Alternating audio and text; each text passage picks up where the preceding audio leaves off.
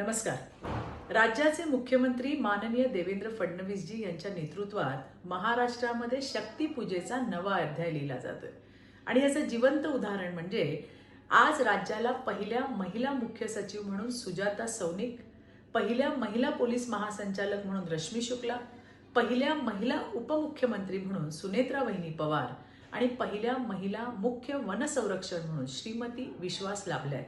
आणि विशेष म्हणजे अश्विनी भिडे मुख्यमंत्री कार्यालयातील पहिला महिला प्रधान सचिव म्हणून जबाबदारी सांभाळल्यानंतर आता मुंबई महानगरपालिकेच्या इतिहासात पहिल्या महिला आयुक्त म्हणून त्यांची नियुक्ती झाली आहे।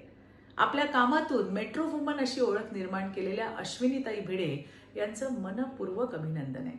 आपल्या सक्षम आणि परिणामकारक नेतृत्वातून मुंबई अधिक सक्षम आणि गतिमान बनेल याची खात्री आहे। वर मी सांगितलेली नावं ही केवळ नावं नाही आहेत, नव महाराष्ट्रात होणारी स्त्री शक्तीचा जागर आहे।